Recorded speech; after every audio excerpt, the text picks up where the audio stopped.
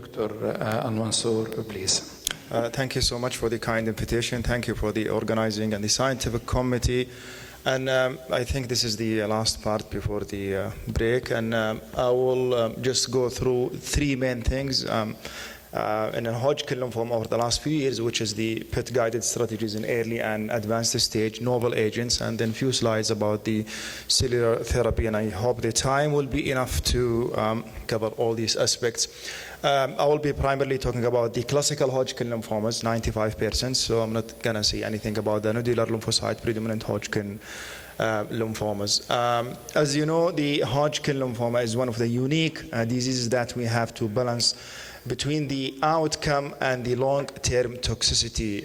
And that's most of the debate in managing Hodgkin lymphoma, either in early Hodgkin or advanced, is how can you make that balance of avoiding as much as you can from the long and short-term toxicity without compromising the outcome, mainly the disease control. That was evident from the long-term follow-up. You can see that the cardiovascular diseases as well as the other causes other than the Hodgkin lymphoma were the causes of death in those patients who cured with the Hodgkin lymphoma. So that's why it's important to have the long-term follow-up.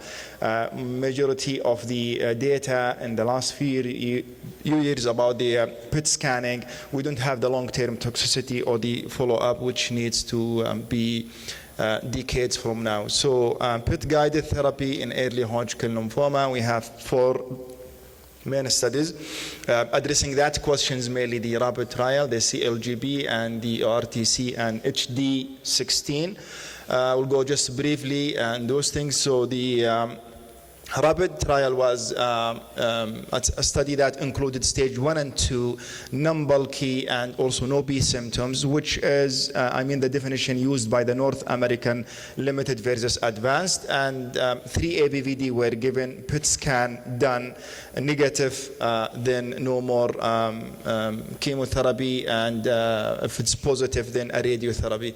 It showed that the 3 years progression-free survival was favoring the combined modality. And if you think about it, for sure, if you add radiotherapy to the chemotherapy, the outcome will be much better than the ABVD alone.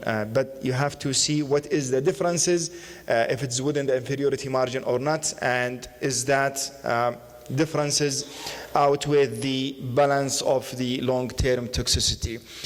So as per protocol, it crossed maybe 7% differences. No overall survival differences in any of the PET-guided therapy, either in early and majority of the advanced stages. Also, those who had a PET-positive disease, the outcome 3 years progression-free survival was 87%. Those included the Duviel score 1 and 2 as defined as a PET negative, and 3 and more were considered as PET positive. The second was the CLGB. It's a small study, 164 patients, 2 cycles of ABVD. If it's negative, 2 more cycles ABVD. If it's positive, then escalated to the escalated Biaco plus unfold feed radiotherapy. It showed that the outcome is 3 years, about 91 for those chemotherapy alone ABVD. And those who had a PET positive, the number is a small, 14 patients, so you cannot conclude much from it, but it's still the outcome in those patients compared to the PET negative. That's according to the Duviel score. Those who had 1 and 2 compared to the 4 and 5 had a superior outcome. I think the third study was the ERTC, 2 clinical trials, favorable and favorable designs. The first one was the favorable group without risk factors, and the standard of care was, in that arm, was to give 3 ABVD plus radiotherapy, and the experimental arm is to give 2 ABVD and then PET negative, 2 more ABVD, PET positive to escalated Biaco. Unfavorable group, the standard of care in that study was to give 4 cycles ABVD plus radiotherapy, and the experimental arm was to give 2 cycles ABVD, and then if it's negative, 4 more cycles of ABVD, so a total of 6 cycles in that group. If it's positive, escalated Biaco. The differences was mainly into the favorable group. The differences was about 12 persons differences. And the study was closed early because it was not supposed to meet the primary endpoint, which is the non-inferiority margin. The risk or the differences was less into the unfavorable groups, was about 2.5%, and that's because maybe those patients who had a PIT negative, they received 6 cycles instead of 4 cycles, no differences into the overall survival. HD16 also included the clinical stage 1 and 2. The standard arm was 2 ABVD plus radiotherapy. The experimental arm, 2 ABVD, PIT negative, no more chemo, so just only 2 cycles of ABVD, positive 20 gray of radiotherapy. Again, the chemotherapy radiation arm was superior to the ABVD alone, and the differences was about 6%. So if you combine all these studies, the differences into the progression-free survival into the PIT negative is about 5 to 12%, which is expected. So the question now is, would you accept that risk and minimizing the long-term toxicity from mainly the radiotherapy? I'm sure everyone will say the field and the techniques is different from 10 or 20 years ago. Yes, but I think we need more time to have that evidence. There is no overall survival differences into the early stage because we have the salvage autologous transplant. Options of the front line, as you know, the ABVD was considered a standard of care for a long time when tested to the mob. The German protocol through 3 or 4 clinical trials, including the HD9, HD12, HD15, showed a superiority in terms of the disease control compared to the ABVD. The concern usually was the long and the short-term toxicity with hematological sterility and the risk of AML and MDS. This was evident for the long-term follow-up by the Italian group, where the cumulative incidence of risk of developing secondary cancer was higher with the BIACOB compared to the ABVD. Again, differences was into the progression-free survival. It was statistically significant, favoring escalated BIACOB, but no differences into the overall survival in majority of the PIT and majority of the clinical trials. So that the question came, can we use ABVD or escalated BIACOB based into the predictive tool as a PIT scan? And 2 strategies were tested, starting with the 2 ABVD and escalating or de-escalating, or starting with the escalated BIACOB and escalate or de-escalate.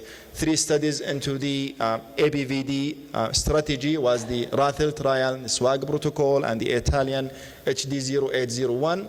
The only one was testing maybe the escalated BIACOB in a randomized phase 3 was the AHL, which was presented by Casanova in 2018. So the first one was the Rattle trial, started with a 2 ABVD. If PIT is negative, then de-escalated to AVD. This arm was a non-inferiority arm, and the differences was supposed to be less than 5%. PIT positive to escalate to escalated BIACOB. That study, it showed that the ABVD and ABD, no differences. So if you have a PIT negative after 2 cycles of ABVD, you can de-escalate to AVD without compromising the outcome. The overall survival, no differences. Those patients, there was no differences between the escalated BIACOB 14 and the baseline BIACOB and overall survival. If you can see also the progression-free survival into the PIT positive with the escalated BIACOB, we are reaching now about the 70 and 65%, which considered to be higher than the historical group. Those patients who were receiving maybe ABVD used to have the 50%, so at least 15% improvement. The SWAG was testing the same concept, ABVD, PIT negative, 6 cycles a total of ABVD. If it's positive, then escalate to escalated BIACOB. The PIT negative and PIT positive outcome was also at 2 years, 82 versus 64, and that's the overall survival. So it says that it's safely to continue with ABVD 6 cycles if it's a PIT negative, and this is the long-term follow-up. You can see the lines for the progression-free survival, for the overall survival. This is a PIT positive, that's a PIT negative group. So it seems a plateau, and it stayed in remission for a long time. The Italian group started with the 2 cycles ABVD. If it's negative, then 4 cycles ABVD. Positive, now they are not using the escalated Biakov, but they escalated to a salvage and autologous stem transplant that was published by Zinzani in JCO 2016. You can see the progression-free survival 80%, overall survival 97%. Which is, comparable to the historical group. This is the long-term follow-up from that study for PIT negative who just received ABVD, or PIT positive who had a salvage and autologous stem cell transplant. Starting with the 2 cycles of escalated Biakov, they consider the 3 Duvel score as positive. The standard arm was to give a 6 cycles escalated Biakov. The experimental arm is to give 2 cycles escalated Biakov, then negative, switch to ABVD. Positive, continue the same escalated Biakov. They found that the majority of the toxicity, especially the hematological, were into the first 2 cycles of the escalated Biakov, even if they received ABVD later on.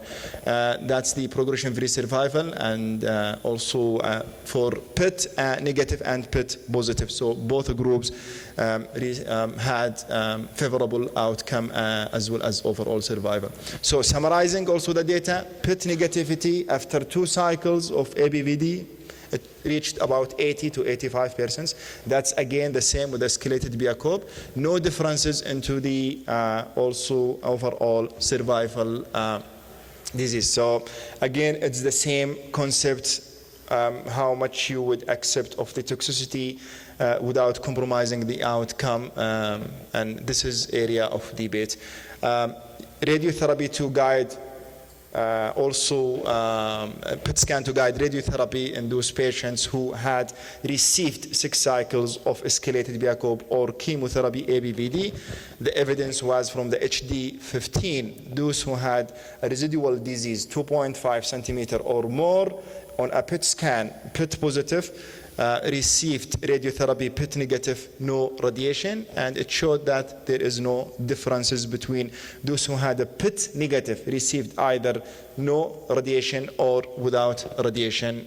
So now it's safe to omit radiotherapy in advanced stages, Hodgkin lymphoma, residual disease 2.5 centimeter, PET negative. So you don't have to, regardless to the bulky disease at presentation.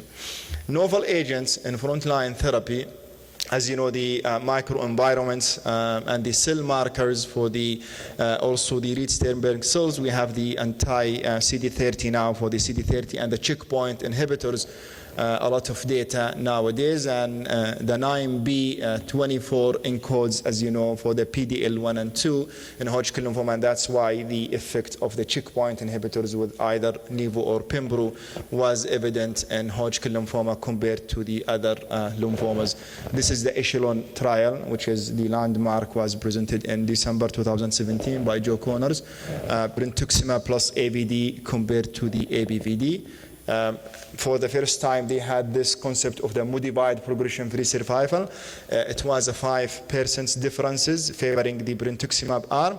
Later on, they published the long-term also progression-free survival, which also showed the same thing. The difference is about 5% favoring the brentuximab plus AVD compared to the ABVD arm.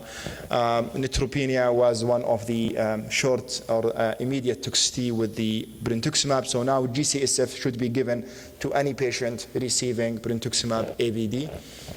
The long-term mainly toxicity was the interstitial lung diseases into the ABVD group from the bleomycin, and peripheral neuropathies with the brentuximab that was resolved with time, and majority of the toxicity now is grade 1 or less. Nivolumab also was tested. This study was presented by the Stephen Ansel, and where they used the Nivo 4 cycles, 4 doses, and then followed by the AVD. This is a phase 2, and those patients with the Hodgkin lymphoma stage, advanced stages. It showed that the treatment was well tolerated when combined with the AVD, and the overall response rate was about 93%, which is something for the advanced stage Hodgkin lymphoma, remarkable response, and the CR was 89%. So that take the nivolumab to be tested maybe in more perspective. This is the almost a 1 year progression-free survival, so 94% at 9 months. Approved other novel agents also into the relapsed refractory. As you know, 20 to 30% relapsed Hodgkin lymphoma, and the standard of care is high dose plus autologous transplant. The PET scan is the predictive also and prognostic markers for the response before the autologous transplant. Brentuximab was combined with the other salvage. Now we are reaching the CR rate by combining the salvage with the brentuximab to 65 up to 75%, and the overall response rate is 89 with that protocol. As you know, the Rattle Trial was the study testing the maintenance brentuximab in those patients with the high risk presented by the Moskowitz, and it showed with the long-term follow-up that the median progression-free survival almost doubled with the brentuximab compared to the placebo arm. There is no differences into the overall survival because majority into the placebo arm, they had more allo transplant compared to the brentuximab arm. The outcome also, this is the single agent brentuximab for those who relapsed post-autologous transplant. This is published by Anas Yunus in 2012 and also updated by Chen, which showed that the CR about 9% in those group of patients with a single agent brentuximab. Nivo also was tested into 3 cohorts, either those who received brentuximab pre-transplant or after, or those who did not have brentuximab, and the Nivo was given every 2 weeks. It showed that the overall response rate is about 72%, and the CR now updated about 33%. The Pembro also was tested in a 3 cohort. The only different cohort maybe here is they received Pembro for those ineligible for either transplant patient, and it showed also the overall response rate between the 62 to 65%. One of the salvage therapies salvage therapies were tested is the chemotherapy-free protocol by Alex Herrera, brentuximab plus nivolumab, 4 cycles pre-transplant. It showed the overall response rate 84% and the CR 63%. And those who go directly to the autologous transplant, the outcome at 12 months was 97%, especially those who achieved a CR with the nivo brentuximab. There are current strategies now testing in Hodgkin lymphomas. One of them is the CD25 as well as the HDAC inhibitors and the lenalidomide and mTORs inhibitors. This is one of the anti-25 antibody drug conjugate. You can see the overall response rate in those patients multiply relapsed about 70%. Toxicity, different profile from the brentuximab. And also there is evidence also for the CAR T cell. We know the evidence now mainly into the diffuse large B-cell lymphoma, but those are the promising results from the CAR T cell using the CD30. You can see majority of the responses in those small sample are CRs. This is another study also published into the 2019, and the CR was 53 in that group. So this is what we are using nowadays is PET-guided therapy in early Hodgkin lymphoma as well as into the advanced. We still use the ABVD as the treatment for majority of the advanced stage Hodgkin lymphoma. So ABVD alone is option for a patient with early Hodgkin lymphomas. Results of the PET negativity in those patients with advanced stages reaching 80% into with the ABVD. Escalation to BIACOB based into the PET positivity improve the outcome, may improve, but that comes also at the toxicity profile. So maybe more molecular and incorporation of the novel agents will maybe minimize that risk. Brentuximab AVD is superior to the ABVD and promising results also from the antibody drug conjugate and CAR T-cell. Thank you. Thank you, Dr. Almansour, for a very nice and beneficial presentation. Now we have announcement before the questions. Okay, before we take the questions, we have two announcements. The lunch will be served immediately after this session in level B. So instead of 2:30, we're going to be serving lunch immediately after this session. The second announcement is the Friday prayer is going to be at this hotel on the ground floor at the Makarim Center. So the Friday prayers will be on the ground floor at the Makarim Center. Thank you very much. So we're going to open the floor for any questions.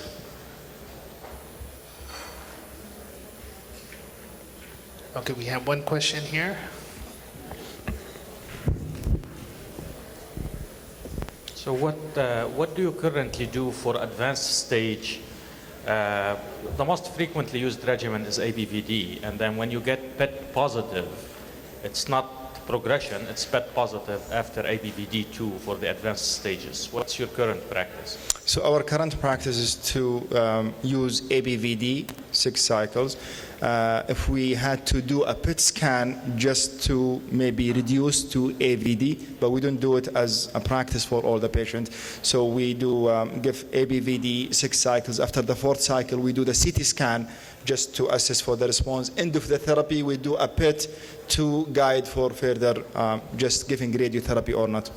So we are not using the interim PET to escalate treatment based into the PET positivity.